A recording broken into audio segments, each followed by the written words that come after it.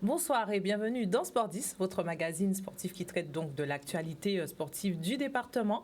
Ce soir, premier rendez-vous de l'année, l'opportunité pour moi, l'occasion même pour moi de vous présenter bien sûr tous mes vœux pour cette année 2022. On sait que la situation sanitaire est déjà compliquée pour ce début d'année, mais on garde espoir et on espère justement que 2022 va nous apporter son lot de bonnes nouvelles et son lot bien sûr d'informations importantes, positives, qui nous permettront de revoir un peu, on va dire, le sport d'une manière beaucoup plus riche, en tout cas sur les espaces de pratique et permettre aussi donc à nos sportifs de pouvoir regagner les terrains en toute sérénité et en toute sécurité. Voilà donc pour en tout cas mes vœux et mes espoirs pour cette année 2022. On verra bien et en tout cas on fera tout pour vous faire vivre en tout cas les événements sportifs et les grands moments qui bien sûr seront proposés en Guadeloupe durant cette période. Et donc ce soir justement pour faire le point sur ce début d'année, on reçoit le président de la Ligue de basket, Patrice Alexis, qui justement sera là ce soir pour faire le point sur bien sûr cette fin d'année, ce début de saison on va dire entamé au niveau du basket, les perspectives pour 2022, savoir s'il y aura championnat ou pas. Et donc, on évoquera avec Patrice Alexis ces différentes phases, ces différentes perspectives pour 2022. On parlera également handball ce soir avec donc Joël Jacota qui sera donc notre deuxième invité qui arrivera donc tout à l'heure pour nous parler justement de cette coupe de la région Guadeloupe qui aura lieu ce week-end et qui va lancer un peu les hostilités au niveau du hand chez les seniors filles et chez les seniors garçons également. Donc voilà pour le programme pour ce soir. Et on commence donc avec le foot, puisque donc le championnat de Régional 1 va donc débuter ce soir. Championnat de Régional 1 qui va désormais s'appeler Régional 1 Vito. Donc beau partenariat on suppose pour justement cette ligue de foot. Donc on garde le même fonctionnement que la saison dernière avec deux poules de 10 équipes qui s'affronteront en match aller-retour. Une saison donc qui débute ce soir avec en levée de rideau de la poule A la rencontre Red Star la Gauloise qui a lieu donc à 19h15 qui ne va pas tarder à débuter à Bémao. Cette rencontre, vous pourrez donc la suivre sur l'antenne de Canal 10 car Richard Etienne, notre spécialiste football, comme vous le savez si bien, est sur cette rencontre ce soir pour que vous puissiez la vivre bien sûr sur notre antenne, soit ce week-end ou bien sûr durant la semaine. Suite donc de cette première journée, samedi 8 janvier, le Sporting de Bémao sera opposé à l'Étoile de Mornalo. La rencontre aura lieu également à Bémao. Ensuite, toujours à 19h15, Jeunesse Évolution accueillera l'Arsenal Club au stade des Abîmes. Le Phare sera opposé à la Juventus au stade de Petit Canal, toujours donc à 19h15. Et la rencontre au stade Lamantinois Amical Club de Marie-Galante a été reportée. Les rencontres, bien sûr, ont été avancées à 19h15, vous savez bien, par rapport, bien sûr, au couvre-feu qui a été mis en place donc à 22h et qui sera peut-être en fonction donc des chiffres, des nouveaux chiffres de contamination, sera peut-être amené à 20h. En tout cas, ce week-end, les rencontres vont pouvoir avoir lieu en soirée et on en saura plus pour la semaine prochaine. Dans la poule B maintenant, la JSVH sera la rencontre JSVH Solidarité scolaire a été reportée. L'USR sera opposé donc au CSM le samedi 8 à 15h30 au stade de Sainte-Rose. Le CA Marquisa sera opposé au Sirocco au stade de Capesterre-Bello. Rencontre donc à 15h30 également. Le CERFA sera opposé à l'AS Gosier à 19h15 au stade du Moule. Le dimanche 9 janvier, c'est la fin donc de cette première journée avec la rencontre Racing Club de Basse-Terre face à l'USBM et la rencontre qui aura lieu donc au stade de Vieux Habitants. Sachez également donc que la saison a débuté en Régional 2. Donc avec l'ouverture donc de cette saison le mercredi 5 janvier avec le derby abîmé entre l'UNAR et la JSA. Ce sont les hommes du Rézé qui repartent donc avec la victoire, 3-0. Deux poules également pour cette régionale 2, deux poules donc de 13 équipes. L'UNAR et la JSA sont dans la poule A et également 13 équipes dans la poule B. Voilà, donc ce week-end également, donc la suite et fin de cette première journée pour donc la régionale 2 également. Voilà, on va maintenant se tourner vers notre invité du jour, Patrice Alexis. Patrice Alexis, bonsoir. Bonsoir. Alors justement, début d'année, moment aussi de faire le point, de faire un peu le bilan sur cette année qui s'est écoulée, et savoir déjà qu'est-ce qu'on peut tirer déjà de 2021, qu'est-ce qu'on peut garder de 2021 au niveau du basket. Déjà, je profite pour souhaiter les vœux, je ne dirais pas bonne année, je dirais les vœux sportifs, en espérant que cette année, qu'on ait une vision pour le basket et pour le sport en général. Profitez de cette occasion pour dire à tous les licenciés, prenez soin de vous et gardez l'espoir. Car comme je le dis très souvent, on ne peut pas sortir d'une année, de 2 ans, où la Ligue de basket avait 5000 licenciés et actuellement nous sommes à 650 licenciés. Et sur les 5000 licenciés qu'on avait il y a 2 ans, il y avait 70% de jeunes. Donc je ne pense pas que cette jeunesse est dans la rue. Donc, la Ligue de basket, cette année, avec le comité directeur, va tout mettre en place pour aider les clubs à retrouver ses licenciés, pour relancer le basket. Et comme je l'ai dit encore ce matin à mon secrétaire général, on ne pense plus à l'Olympiade 2020-2024. On pense déjà à mettre en place des outils pour préparer l'Olympiade 2024-2028. Alors justement, tout de même sur cette année 2021, il y a quand même eu des choses, on va dire, un peu positives, puisque effectivement, même si on était dans cette crise sanitaire, les championnats ont pu avoir lieu chez les jeunes. Il y a pu y avoir aussi des départs au niveau du pôle, au niveau des jeunes. Donc, c'est vrai que cette année est mitigée, puisqu'effectivement, le basket se joue sur deux saisons, on va dire, s'enchaînent sur une même année. Donc, voilà. Donc, on va dire que les choses, quand même, se sont bien terminées pour pouvoir mal commencé sur la saison 2021-2022. Alors, il faut savoir qu'au niveau du basket, il y a deux, comme vous le dites, il y a deux phases. Il y a une phase qu'on appelle le pôle espoir. C'est le très haut niveau où ça fonctionne. C'est le très haut niveau qui se trouve au CREPS, le pôle espoir, où la Ligue, avec les techniciens Philippe Pury, Maurice Boisdur et Patrick Cam, font un travail exemplaire. D'où l'année dernière, nous avons pu envoyer 6 jeunes en métropole, dont 4 sont retenus à l'INSEP et 2 dans des clubs professionnels. Et depuis 2008, je suis président, je me battais à la Ligue pour qu'on puisse avoir enfin une fille à l'INSEP. Et cette année, nous avons 2 filles à l'INSEP, d'où un travail fait dans les clubs. Je tiens à féliciter tous les clubs, les bénévoles des clubs, de sortir 4 Guadeloupéens qu'on retrouve à l'INSEP avec un taux de licenciés dans cette catégorie qui ne dépasse pas 150 licenciés par rapport aux autres ligues qui a 8 000, 10 000 licenciés dans les mêmes catégories. Donc je dis c'est vraiment un espoir effectué par les clubs et aussi les bénévoles. C'est peut-être l'arbre qui cache la forêt par rapport à nos résultats.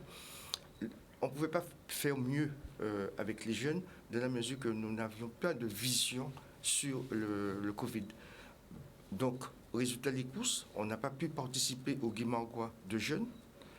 Après, il fallait arrêter le championnat. Mais, comme je le dis très souvent, avant et après le Covid, la crise sanitaire, le basket va vivre. Maintenant, c'est à nous, dirigeants, de se mettre au diapason, de se mettre autour d'une table. Et c'est une des raisons pour lesquelles que la Ligue, le bureau de la Ligue, va lancer une opération envers les clubs. Ce qui veut dire qu'on va rencontrer le bureau de chaque club en Guadeloupe de basket, de savoir leurs problématiques, de savoir les raisons pour lesquelles que les licenciés ne sont pas venus. Et je profite aussi de l'occasion pour dire, on parle de reprise, je lis les réseaux sociaux. C'est inadmissible que nous avons 648 licenciés. OK. Mais nous avons 21 clubs. Et quand je regarde, avant de partir encore, je regardais, il y a 3 présidents qui sont licenciés. Comment voulez-vous que le bureau, le comité directeur met en place, nous avons tout ce qu'il faut. Nous avons tous les outils pour démarrer la semaine prochaine. Mais on va démarrer avec qui? On ne peut pas démarrer dans la mesure que les présidents de clubs ne sont même pas licenciés. Encore un peu problématique. Alors il faudrait que nous, la responsabilité civile, la responsabilité des clubs, et heureusement que nous avons un avocat, Maître Cortoro, qui suit la Ligue, c'est encore une affaire qui va arriver devant la justice. Si les présidents ne sont pas licenciés, il y a un problème sur un terrain avec un jeune. Chose qu'on ne souhaite pas. Mais cette année, la crise sanitaire nous permet de jouer avec les U11 sans passe sanitaire. Donc, qu'est-ce qu'on a décidé au bureau de la Ligue? On a commencé par le BMBC, où nous avons commencé avec les U11, qu'on n'a pas besoin de passe. Et nous avons, chez les U11, 178 licenciés. Chez les U11. Nous avons organisé une manifestation, le réveillon du mini-basket à Bimao, où nous avons tourné avec 140 jeunes. Ce qui veut dire qu'il y a un besoin. Les jeunes ont besoin de jouer. Donc, la Ligue a profité de cette occasion pour faire lancer l'opération 4 manifestations pour le mini-basket. 4 opérations. On a commencé par le réveillon du mini-basket. Il va y avoir la galette du mini-basket, le carnaval du mini-basket et le fête de Pâques du mini-basket. De façon qu'on arrive à rassembler tous ces jeunes. Deuxième point, la Ligue vient de sortir un livret pour ces tranches d'âge et nous allons vers les clubs. Les techniciens de la Ligue, les techniciens du pôle, plus les membres du comité de cette commission vont rencontrer les clubs. Donc samedi 15, je crois, il y aura l'USCA. Et on va passer dans chaque club pour pas donner la bonne parole, mais donner le bouquin, de façon qu'on est sur une lancée pour que dans 5 ans, ces jeunes qui vont avoir 11 ans, on aura à 15 ans, on aura des jeunes formés. On n'arrête pas, on continue. Au niveau de la Ligue, pendant cette pandémie, nous avons pris le bâton de pèlerin. On était 2, encore une fois, le bureau a donné cutus au président et au secrétaire général. Nous avons créé, la Ligue a eu quand même l'audace d'aller créer un club à Maïgaland, aider Maïgaland de créer un club. Pauli a créé un club. Nous avons lancé aussi un club à Vieux Habitants. Tous ces clubs vont participer au plan INFRA 2024 de la Fédération française de basket, qui veut dire que nous allons les aider, mais tout en tenant compte du schéma régional de la région, pour ne pas avoir doublon par rapport à ce que la région va mettre en place, parce que le président l'a dit la semaine dernière, il a de l'argent pour l'investissement, mais nous, au niveau de la Ligue, nous allons aider ces communes à avoir du 3-3, d'avoir des terrains couverts et de relancer le basket dans un schéma de mettre en place au niveau de la Ligue de basket le Nord-Gantéan, Sud-Bastéan et les îles du Nord, ce qui veut dire Maïgaland. Donc, ce qui veut dire que nous avons les outils pour commencer le basket, nous avons tout ce qu'il faut. Nous devons signer une convention avec une compagnie aérienne pour lancer le basket entre les 2 îles, Martinique et Guadeloupe, chez les filles et chez les garçons. On n'a pas pu signer cette convention, ça fait 2 ans avec Air Caraïbes, de façon pour relancer le basket dans les 2 îles. On n'a pas pu signer cette convention dans la mesure qu'avec le Covid. Qu'est-ce qu'on devait faire encore? Le 3-3. Le 3-3, nous avons 2 terrains de 3-3 qui sont arrivés.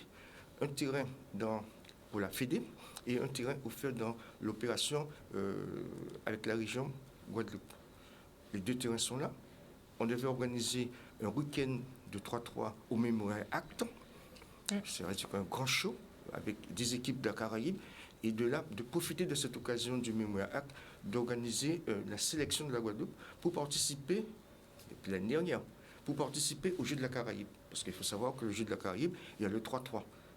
Mais malheureusement, on ne peut pas le faire. C'est-à-dire qu'on a les outils. On change de programme chaque fois. On fait justement, en revenant sur ce 3-3, justement, est-ce qu'aujourd'hui, déjà là, pour cette fin de saison ou cette deuxième tranche de saison, est-ce que justement le 3-3 ne serait peut-être pas une solution envisagée, puisque c'est pas forcément des joueurs qui sont dans des clubs, ça peut être donc des joueurs qui sont qui font leur licence individuellement et qui se réunissent pour faire des équipes. et sur des tournois, on va dire, ponctuels. Donc, est-ce que dans la gestion, ça pourrait peut-être pas être une solution d'offrir peut-être des tournois 3-3 et si peut-être un joueur là est vacciné ou peut-être un autre qui est prêt à faire des tests ou sont prêts peut-être à se mettre ensemble, ça permettrait pas aussi peut-être de déjà relancer les choses et faire en sorte que ça reparte un peu, au moins peut-être initier quelque chose pour dire aux gens, oui, ben, c'est possible, on peut faire, et pour qu'ils puissent ensuite, peut-être dans leur club, avoir goût et revenir et refaire la licence. Parce que le problème, c'est aussi ça, c'est que les clubs, du coup, n'ont pas de licenciés. On peut tout faire. On peut tout faire. Mais j'entends bien la proposition. Mais quand je regarde le nombre de licenciés, c'est vrai qu'on fait venir les jeunes dans des clubs, mais quand je regarde la fiche des licenciés, il y a peut-être 4 clubs qui tournent. Il y a un club qui tourne à 190 licenciés. Il y a certains clubs qui a l'habitude de tourner à 200, qui tournent à 80, 40 licenciés. Ça veut dire qu'au niveau des clubs, il doit y avoir une stratégie, de mettre en place une stratégie pour refaire venir d'abord les licenciés. Ce n'est pas à la Ligue de mettre en place des opérations pour faire venir. On peut très bien faire venir les licenciés, maintenant c'est en présentiel, faire des cours, de donner des cours, de rattrapage, d'attirer ces jeunes qu'on avait dans les clubs en faisant des cours d'école, apprendre le mathématique, etc. Et comme ça, on peut faire prendre une licence. L'État a mis 50 € de passeport.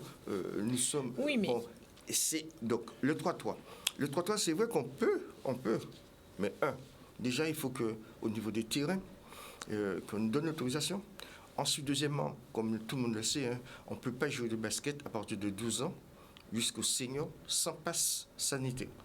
Ces mêmes joueurs qui vont jouer au 3-3 peuvent aussi avoir le passe sanitaire pour jouer au senior, pour jouer au championnat.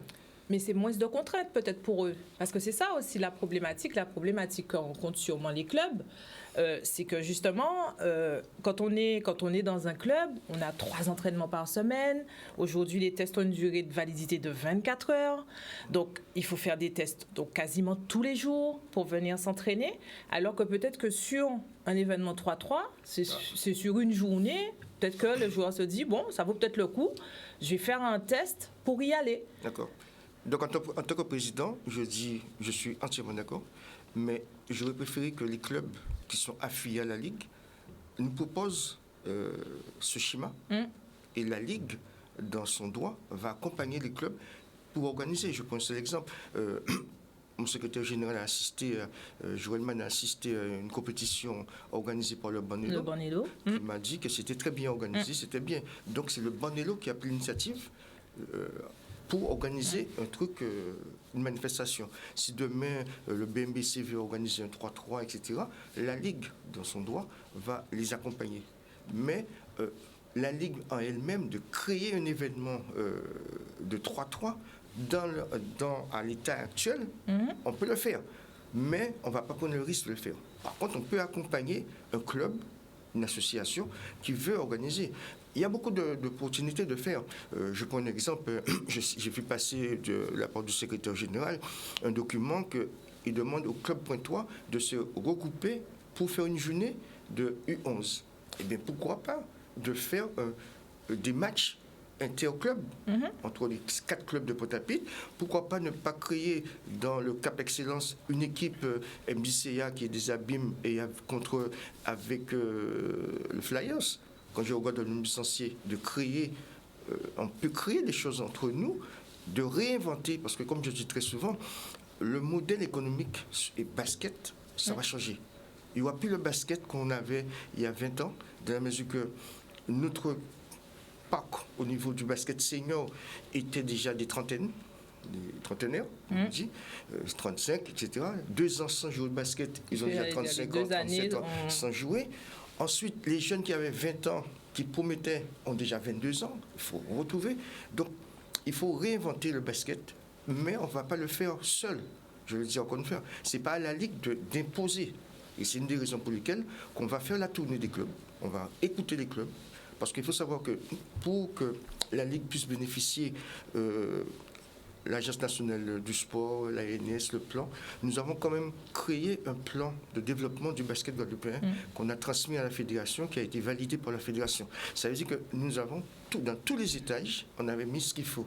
Et on avait même pensé à un moment ce côté caribéen. Et d'où la convention qu'on devait signer avec Air Caraïbes, de façon pour qu'on puisse envoyer les jeunes, je parle d'abord. On a même pensé aussi au niveau sélection. On avait contacté Florent Petrus, qui rentre à la retraite, d'être l'ambassadeur pour nous au niveau national, pour qu'on puisse avoir des joueurs de l'extérieur, guadeloupéens, de façon à créer la sélection de la Guadeloupe. Tant demandé, mais ça fait 2 ans. On peut pas. Alors justement, donc là, ça fait 2 ans, donc 2022 arrive. Les questions quand même restent en suspens pour justement, on va dire, les jeunes de 12 à 17 ans. 12, 17, 18 ans, où justement on se pose encore la question, est-ce qu'il va y avoir, est-ce qu'il y aura une possibilité de mettre des choses en place ou pas?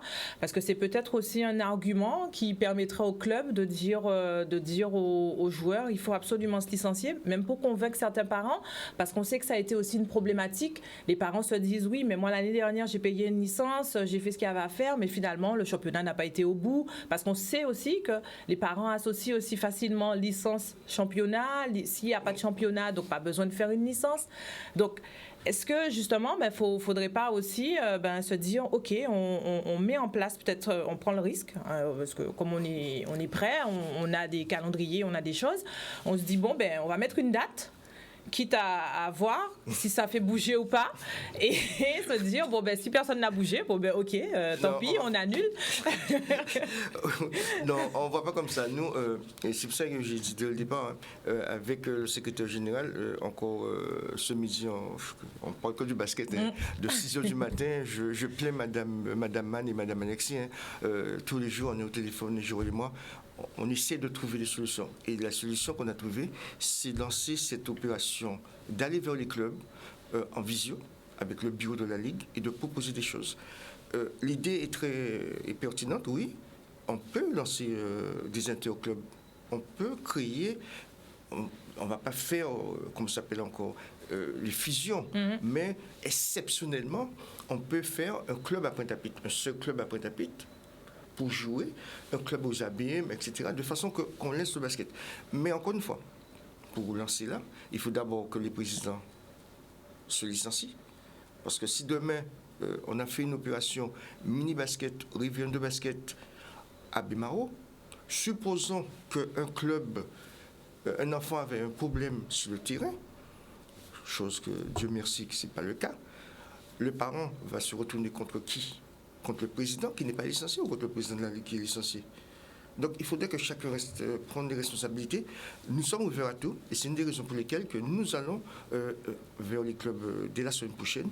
Il y aura un calendrier avec le bureau.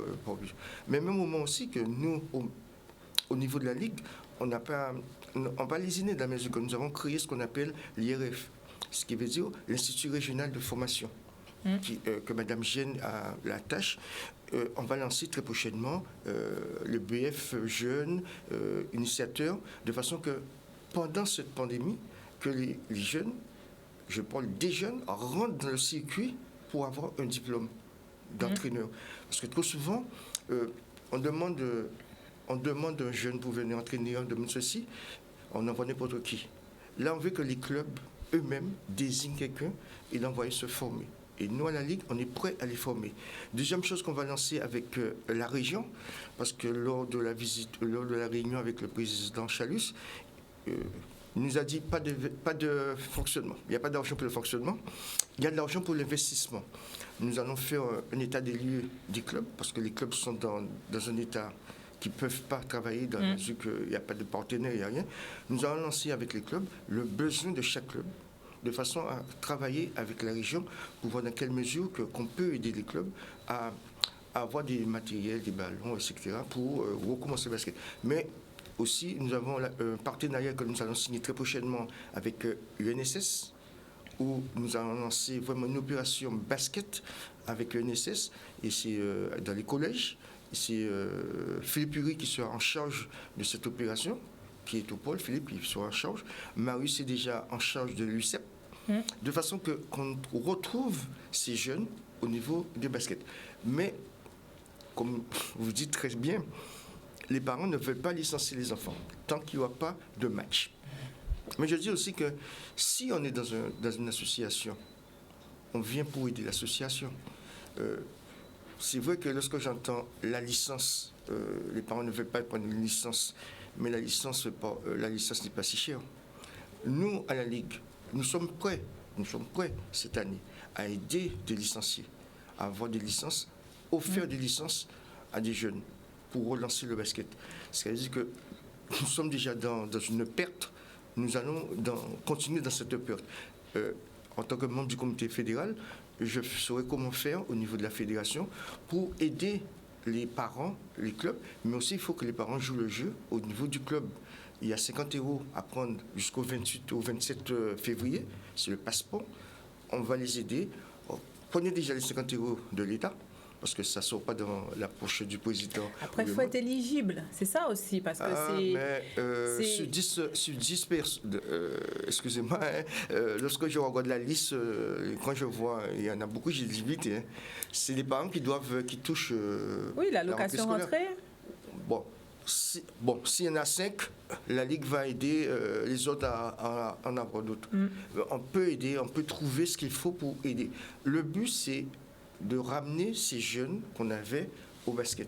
C'est pas normal que ces jeunes, c'est l'obésité, c'est dans la rue, on va les perdre. Mais il y a toujours effectivement en même temps cette contrainte du pass sanitaire qui est aussi là et qui pose aussi problème aux parents. Ça, de toute façon, c'est un débat qui est présent et qui court aussi depuis, on le sait, depuis que ça a été mis en place et mis en application. C'est aussi un frein.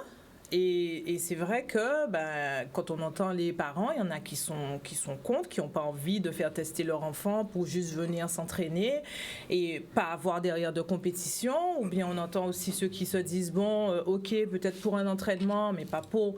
Je ne vais pas faire tester mon enfant s'il y a une compétition. C'est vrai que du coup, même les clubs, même s'ils ont peut-être aussi cette volonté de pouvoir ramener des jeunes, c'est vrai que du coup, il y a cette dualité-là qui est présente et qui rend aussi les choses peut-être compliquées et qui font que les clubs sont effectivement en difficulté vis-à-vis de ça. Oui, alors, j'entends, je connais bien le système. Nous avons à la Ligue M. Covid qui s'appelle Joël Manu. Nous avons fait le tour des terrains. Nous voyons beaucoup de jeunes qui s'entraînent. On a eu 2 visites de la Dragesse qui sont passées voir des équipes qui s'entraînent. Il y a des équipes, il y a des jeunes qui s'entraînent sans passe. Nous sommes d'accord. Nous, à la Ligue, on ne va pas empêcher les enfants de s'entraîner. Ce n'est pas notre rôle. C'est la responsabilité du club. On ne va pas empêcher... par contre, jouer un match, il faut avoir le test. Mais si on se respecte, c'est la santé, la protection de leurs enfants. Chaque personne est libre de protéger ou de ne pas protéger son enfant. On ne va pas être un gendarme pour savoir. Et en même temps, ne pas avoir le pass sanitaire,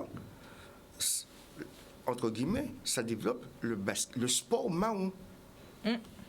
Parce que maintenant, on sort là, on va à la convenance, on va voir, il y a du basket. C'est ça, mais comment nous, à la Ligue, on ne peut pas... Pas forcément la Ligue, mais parce que la Ligue, effectivement, cherche à accompagner les associations pour justement leur permettre de récupérer ces jeunes-là. Oui. Mais quand ils sont déjà dans cette espèce de pratique libre, sans contrainte et tranquille, comment le club, à ce moment-là, peut venir et dire « Revenez chez moi ». Non, mais là, c'est ensemble qu'on va le faire. Le club ne pourra pas seul, c'est ensemble qu'on va le faire. C'est avec la Ligue, avec des outils qu'on va mettre en place, qu'on va ramener ces jeunes au basket. Rassurez-vous que lorsqu'on est sportif, on est basketteur, on reste toujours basketteur. Maintenant, c'est à la Ligue, au bureau de la Ligue, au comité directeur de la Ligue, avec les clubs, avec les anciens, on va faire une table ronde. Mais il y a des outils pour ramener ces jeunes au basket. Mais pour ramener ces jeunes au basket, il ne faut pas oublier aussi que les terrains doivent être ouverts. Les terrains n'appartiennent pas au club, n'appartiennent pas à la Ligue. Il faut que tout un ensemble se mette autour d'une table et on dit, banco, on a des outils, On va voir les clubs, on va voir les municipalités, on peut organiser des choses, la Ligue C est organisée, on peut faire venir, on peut créer des tournois, on peut faire des trucs de façon à relancer le basket. Ça, c'est pas là le gros problème. Le gros problème, c'est le pass sanitaire. Si quand je regarde sur le document, si je veux lancer une opération senior, dans 15 jours, j'ai 30 filles licenciées. Et j'ai 40 garçons licenciés sur 21 clubs. Et quand je regarde les 30 filles, un seul club prend la moitié. Les 40 garçons, un seul club prend la moitié. Donc, et nous avons 21 clubs. Comment je peux organiser une opération d'envergure en faisant venir 2 équipes de l'extérieur, etc., pour organiser un tournoi? On n'a pas de licenciés.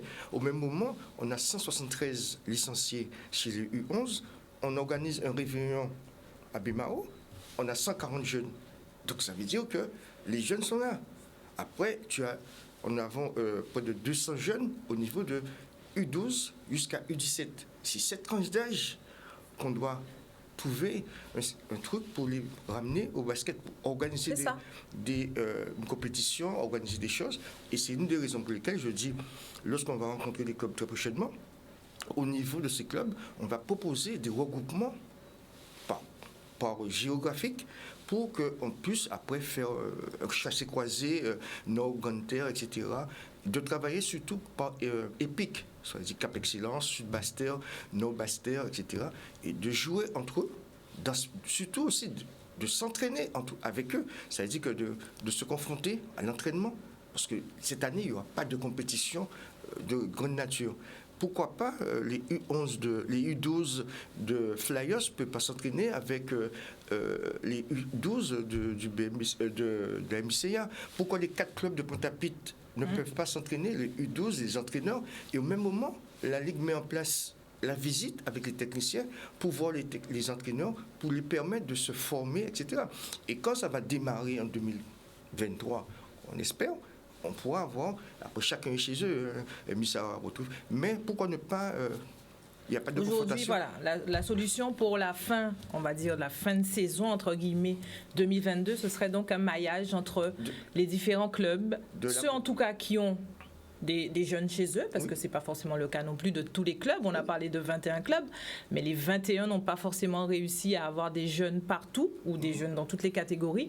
Donc ce serait ça, un maillage donc, entre ces différents clubs pour pouvoir créer des petits événements, en tout cas, interclubs, pour faire vivre en tout cas au moins l'activité basket chez les jeunes. Et la Ligue sera à leur côté. Je le dis, je n'ai même pas encore vu le comité directeur, mais en tant que président, je dis que la Ligue sera à côté de ces clubs. Je prends un exemple de faire un club Pointe-Trois, un club sur les Abîmes, un club Bémaro, ça veut dire Cap Excellence, il y a 3 clubs. Pourquoi ne pas créer un événement avec ces 3 clubs? Le vainqueur de cet événement rencontre le Sud-Basse-Terre entre USR, Pointe-Noire. Ensuite, on retrouve le Nord-Ganter où il n'y a pas beaucoup de clubs parce que la J26 ne repart pas, mais il y a l'OMC de Hans-Bertrand plus Moule. Ils ont des licenciés. Pourquoi ne pas créer des événements entre eux? Et après, nous, à la Ligue, on va faire une journée, un week-end, vraiment pour récompenser tous ces jeunes, récompenser les bénévoles, et trouver un moyen en même temps, de former les entraîneurs. Voilà. Très bien, on va poursuivre tout à l'heure avec Patrice Alexis. J'ai le plaisir de recevoir Joël Jacota qui est arrivé. Joël Jacota, bonsoir. Bonsoir Séverine, bonsoir Patrice, bonsoir à tous les spectateurs de Canal 10.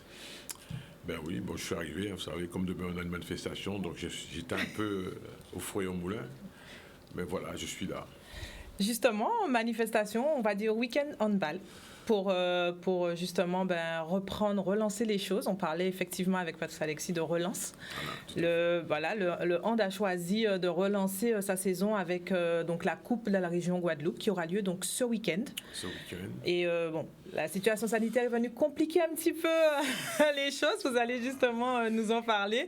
Donc c'était très bien parti, très beau programme. Et puis finalement, les choses ont dû être un peu modifiées. Tout à fait. Bon, c'est un programme qu'on a même mis au goût du jour pour le week-end du 20-21 novembre. Malheureusement, la crise sociale a tout chamboulé. Là, on a replacé les dates au 8-9 janvier, et là, c'est la crise sanitaire qui revient de plus belle déranger la chose en balle. Donc, on a quand même pu avoir 4 clubs. Il y aura 2 matchs demain.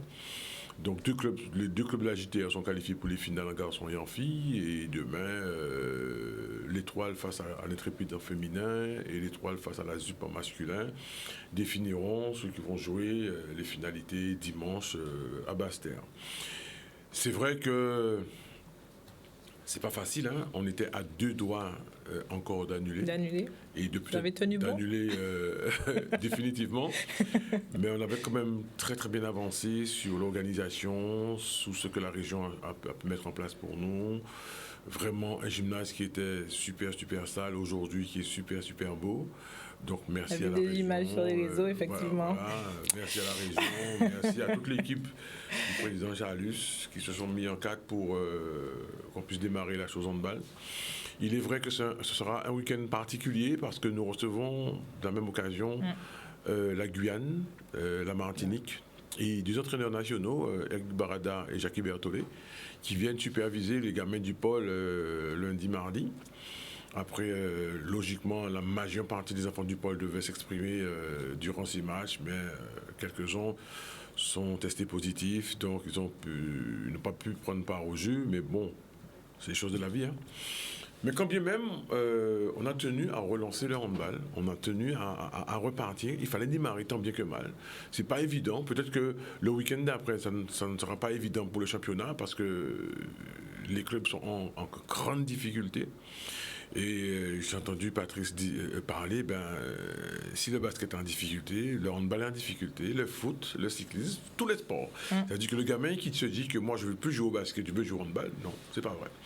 Et le fameux pass sanitaire qui risque de devenir pass vaccinal, ça aussi, n'arrange pas les choses. Mon président a dit que si le pass vaccinal passe, il pose la clé, il va voir M. Rochette, il rend la clé. Je voulais justement en discuter avec vous également. C'est vrai qu'on sait déjà que avec le pass sanitaire, c'est déjà très compliqué. Très compliqué. Alors effectivement, si ça devient pass vaccinal, là, c'est fini. Là. Moi, je dis, c'est vraiment dommage. Moi, je trouve que nous sommes une île, nous sommes à 8000 km de la métropole, nous sommes une île où le soleil vogue 12 mois sur 12, nous sommes une île qui est très ventilée, et malheureusement, il est vrai qu'il y a des gens qui font des bêtises, hein, comme partout dans le monde, mais quand bien même, le sport, je dis que c'est l'unique vecteur qui reste aujourd'hui pour nos jeunes, le dernier vecteur pour qu'on puisse s'affirmer, pour qu'on puisse se développer physiquement, se développer mentalement. Et malheureusement, nous risquons par le biais de cette pandémie, de cette crise sanitaire, ne plus entendre parler de sport. Donc c'est quelque chose qui devient très compliqué. On a été reçu le 29 décembre par la région Guadeloupe à l'espace régional Orézé. On a discuté. On veut faire des choses ensemble. Le président a dit qu'il faudra revoir la chose sport. Je suis bien d'accord à revoir la chose sport. Comment ? Parce que je le répète très souvent, hein, une anecdote que je dis très souvent, hein, j'aurais été milliardaire, j'aurais pris 2 bateaux de croisière, j'aurais mis au port, je serais parti avec tous les coachs sportifs, toutes les ligues et comités, je serais parti avec eux et pour démontrer que sans le sport, on n'avance pas. On ne peut plus avancer. C'est pour aujourd'hui, pour moi, c'est comme si on allume la lumière et on y va. Mais aujourd'hui, là, nous sommes... on ne sait pas. On est un peu dans le flou. Nous sommes que le 7e jour du mois de janvier. Il en reste pas mal de jours avant de venir à 2023. Donc, on a des choses à faire. On a des choses à entreprendre. On va essayer de faire des choses en commun avec les autres sports. Je pense qu'il a dit de très belles choses et j'en discutais aussi avec mes collaborateurs à la Ligue. Il nous faut des dates, calendaires pour organiser. Chaque fois qu'on met quelque chose en place, il y a toujours... on nous surplombe. Donc, on avait peut-être 20 dates en novembre. Aujourd'hui, il nous reste 15. Si le pays repart au couvre-feu de 22h toujours, on peut tenir la route avec un pass sanitaire. Mais si le monsieur dit qu'il faut qu'on arrive à 20 heures, complications supplémentaires. Si après le 15, il y a les phases vaccinales, ben là, et je vous dis, il y a des enfants qui veulent se faire vacciner, mais les parents ne sont pas pour. Donc, quelque part, moi, comme j'ai toujours dit, la liberté de tout un chacun, moi, je n'y touche pas. Elle ne veut pas, il ne veut pas, c'est son choix. Tu te vaccines, c'est ton choix. Tu n'es pas vacciné, c'est ton choix. Et si nous arrivons à ne pas nous comprendre, à ne pas être fraternels pour développer la chose sportive ensemble, ben, on va se foutre de nous. Le seul petit espoir, on va dire, qu'on pourrait peut-être envisager, c'est de se dire que ce pass vaccinal serait mis en place à partir de 16 ans et qui laisserait donc la possibilité toujours aux enfants, donc entre 12 et 16 ans, de bénéficier d'un pass sanitaire pour la pratique. Ça laisse un peu d'espoir, mais en fait, ça implique quand même au niveau des des encadrants, il faut qu'ils soient vaccinés parce qu'eux, ils n'ont plus le choix à ce moment-là.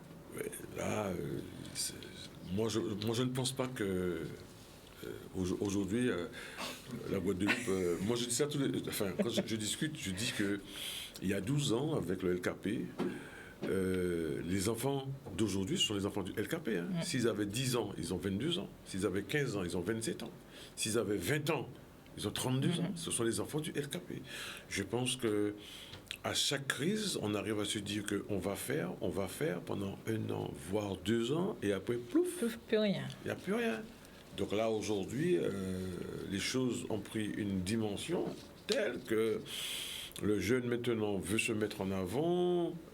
Par contre, comme je dis tout le temps, j'apprécie qu'il se mette en avant, sauf qu'il faut qu'il côtoie l'expérience. C'est qui l'expérience? Ce sont les anciens, c'est eux qui maîtrisent des choses. Donc, on ne peut pas totalement écarter les anciens pour mettre les jeunes. Donc, il faut mettre une composante. Il faut se dire que on va faire ensemble. Il faut que chacun admette que l'autre lui donne le là. Il faut pas que... Donc, il y a beaucoup de paramètres. Moi, je pense que sincèrement, il faut démarrer en bas. Là, aujourd'hui, voilà, il faut repartir. Il faut repartir et reconstruire étape par étape. Voilà. Mettre les fondations qu'il faut, mettre les chevilles qu'il faut et redémarrer. Parce que je suis sûr et certain qu'on ne pourra pas trouver...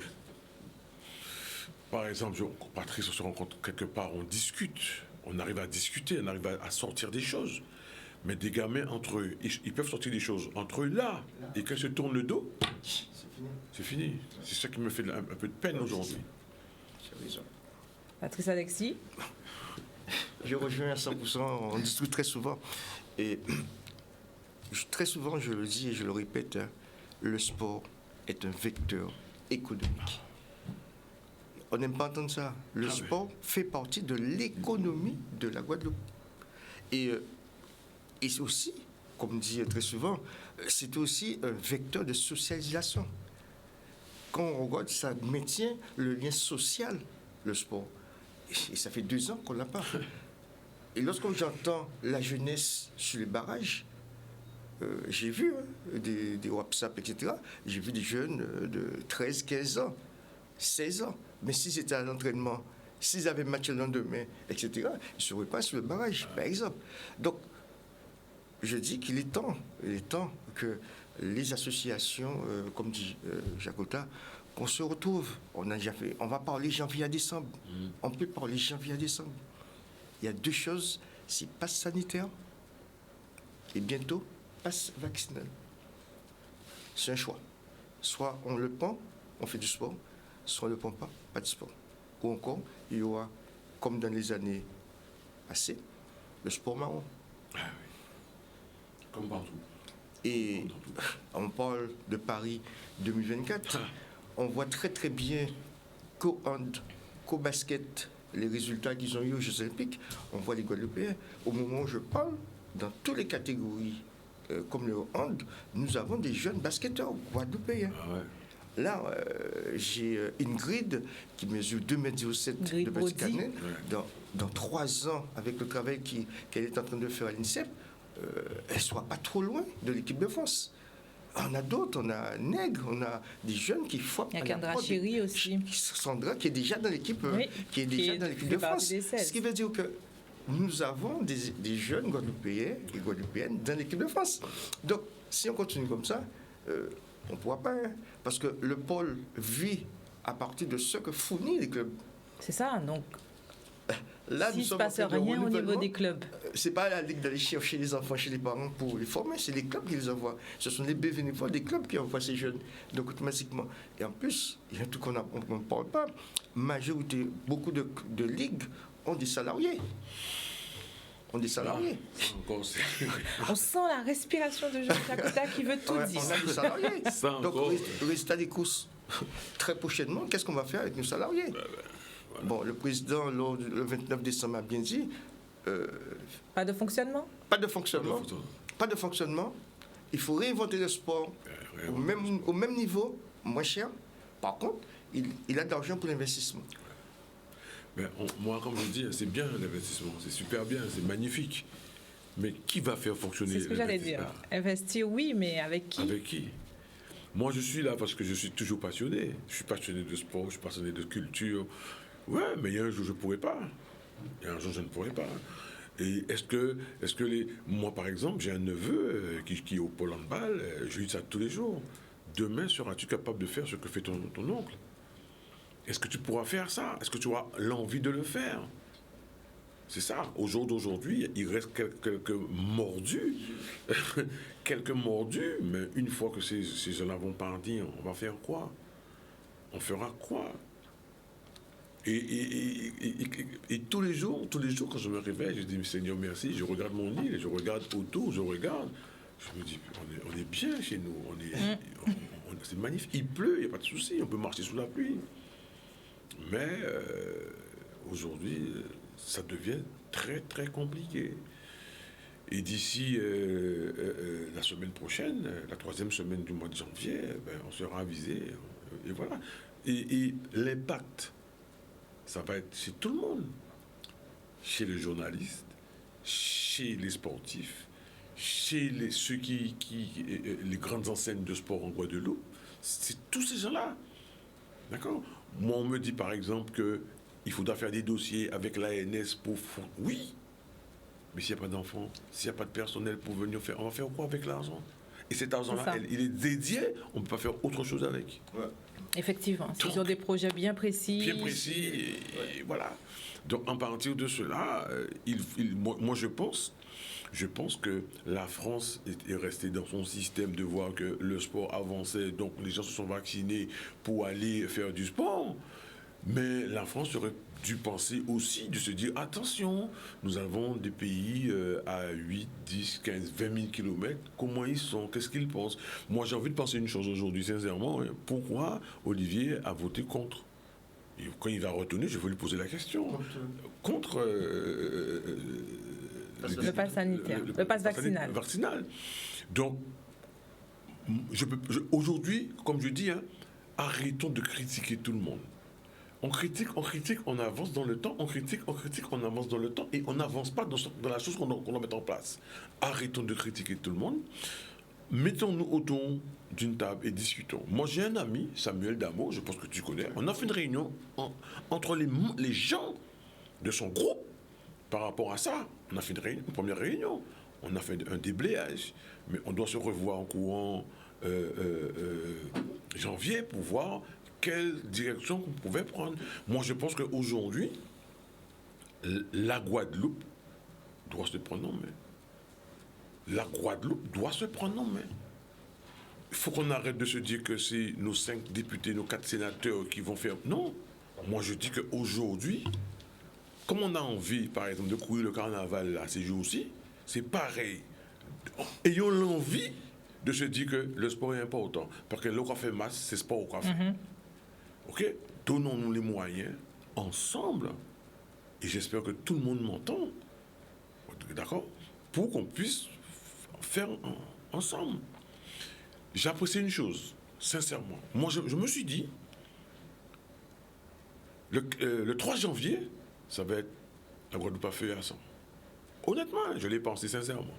Quand j'ai vu qu'il n'y a rien eu le 3, rien le 4, rien le 5, j'avais peur pour mon petit week-end de handball. Je me suis dit, bon, il y a eu quelques échauffourées à l'hôpital, des trucs, quelques petits barrages à droite, à gauche.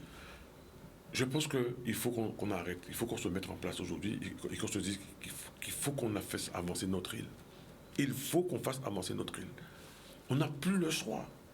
D'accord? Maintenant, et l'accompagnement, on parle d'autonomie, je veux bien. Mais il y a des points d'autonomie qu'on ne pourra jamais mettre en Guadeloupe. Ouais, d'accord. Moi, je me trompe peut-être. Le point santé. Si on fait un big hôpital comme ça, et derrière pour être autonome et ne pas savoir gérer là, c'est pas la peine. Et d'après moi, notre pays est avancé, hein. Culturellement, on balbutie, mais on avance. On est connu un peu partout. Moi, j'ai beaucoup voyagé. J'ai été dans des pays où j'entendais des musiques, des zoukantillères. Plaisir. Mais maintenant, donnons-nous les moyens ensemble. La Guadeloupe, réveillons-nous. Il faut qu'on y aille. Il faut qu'on y aille. Il faut qu'on se donne les moyens. Et peut-être comme ça, le système français va regarder. Parce que je ne pense pas qu'un jour que la France va larguer ces pays ultramarins. Je ne pense pas. S'ils sont là, c'est parce qu'il y a une stratégie qui est mise en place par rapport à là où nous sommes. Et quel que soit à l'océan Pacifique, l'océan Atlantique, peu importe, je dis que là, on vaut cher. Mais maintenant, notre territoire de Guadeloupe, ensemble, il faut qu'on y aille. Il faut qu'on y aille. Et arrêtons encore une fois de critiquer l'autre. Ah ouais, quand il est là, j'ai fait. On sait ça. Il n'a pas fait, d'accord. Qu'est-ce que nous on fait avec? Allons faire avec. Allons faire avec. En tout cas, Patrice Alexis, un petit mot pour conclure avant de se laisser, vite fait, oui, rapidement. On a encore un petit truc à voir. Il y a quelque chose que Jacques a oublié de dire. Il a dit, nous sommes des passionnés, mais des passionnés qui sont là bénévolement. Bénévolement. Le mot essentiel. Bénévolement, il faut que les gens l'entendent très, très, très bien. Nous sommes tous présidents de ligue, comité directeur, nous sommes tous des bénévoles. Nous sommes là par passion. Et si je le dis, je sais pourquoi je le dis. Parce que trop souvent, les gens pensent qu'on est président, qu'on est secrétaire général. C'est parce qu'il y a de l'argent, il y a ceci. Non, on le fait par passion pour notre jeunesse. Donc, chacun doit rester à sa place. Les parents ont le droit d'avoir un pass sanitaire pour leurs enfants, ou ne pas. Nous sommes, en tant que président, en tant que membre de la Ligue, nous sommes là pour aider les clubs. Nous ferons tout qui est de notre possible pour aider les clubs. Car nous avons déposé à la Fédération et à l'ANS un plan de développement pour le basket guadeloupéen sur 4 ans. Moi, je dis que ces 4 ans, c'est fini. Pensons déjà aux prochaines mandatures, 2024-2028. Peut-être quelqu'un d'autre, on va mettre en place. On va repartir à zéro avec des jeunes de U11, U9, U4, U9, U10. De façon, en 2024, qu'on ait déjà une fondation. C'est seulement ce que j'ai à dire. Une seule chose, on garde l'espoir. Et cet espoir, comme dit Jakota, c'est ensemble. Nous qui arrivons, ensemble, nous qui gagnons. Très bien, messieurs. On rappelle donc Joël Jakota, Weekend On, à Rivière-des-Pères. Rivière-des-Pères, gymnase des dinars de Baïf, 15h-17h demain, samedi. Et la finale, pareil, 15h-17h, en espérant que M. Rochat ne va pas redescendre le couvre-feu dimanche soir, peut-être lundi. Je voulais dire aussi que nous, Ligue, on se prépare à pas mal de choses. Hein. Par exemple, on va se préparer au beach handball, parce qu'il faut qu'on développe aussi les sports extérieurs. On est aussi sur le Honda 4, qu'on commence à mettre en place aussi avec notre CTS Vincent Philippard. Donc, pas mal de choses seront mises en compte. On avait été élus, puis destitués, mais pendant cette année, on a beaucoup travaillé.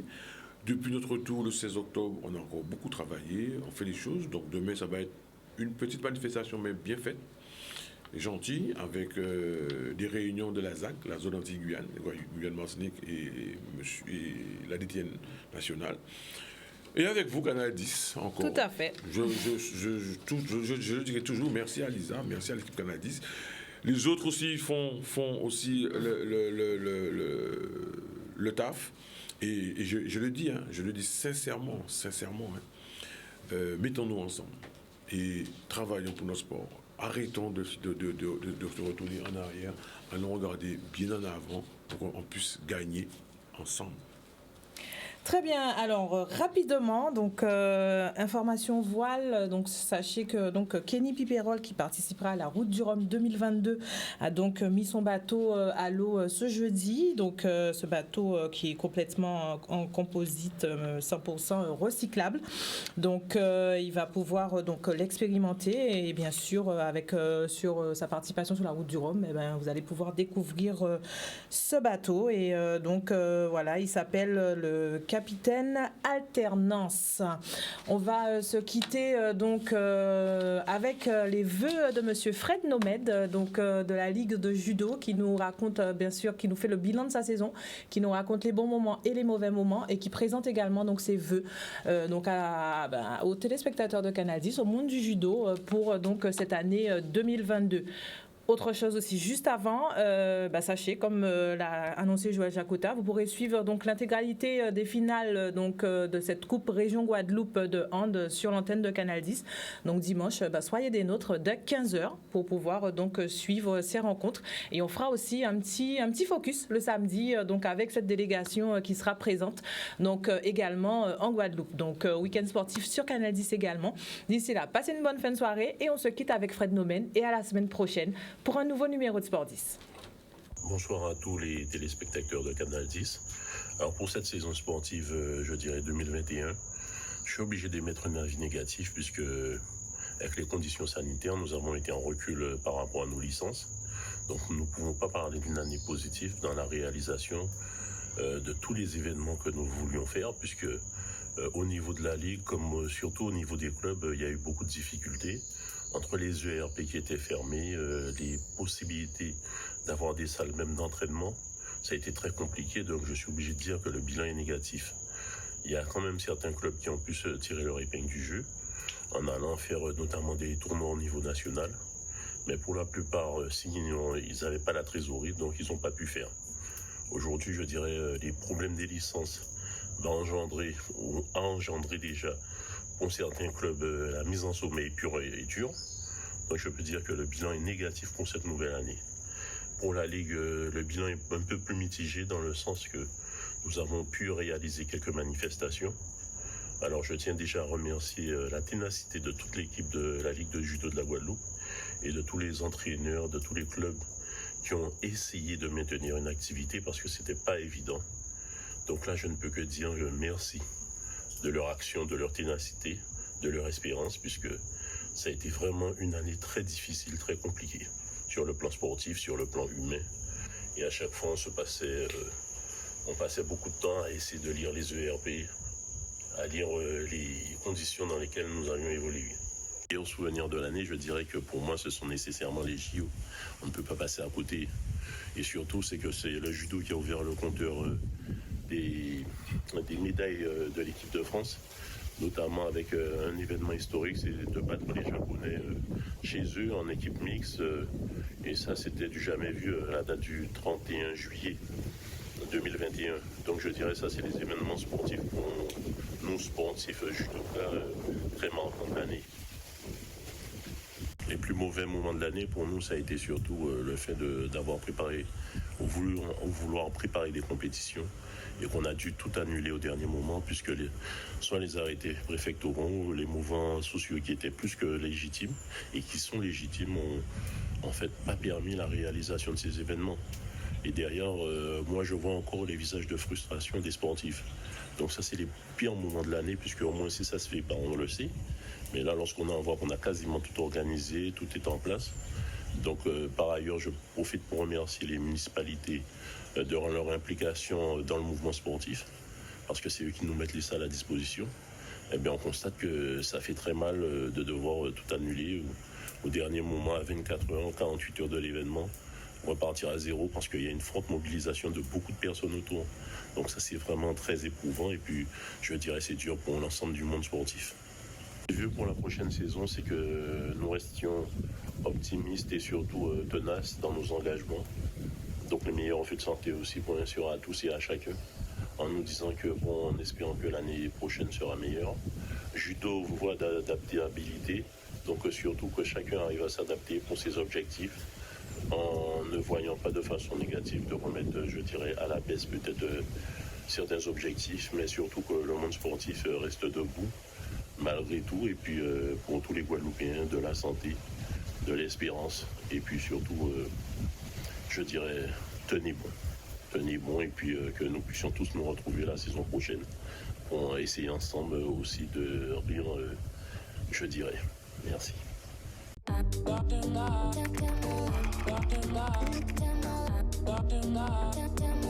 Doctor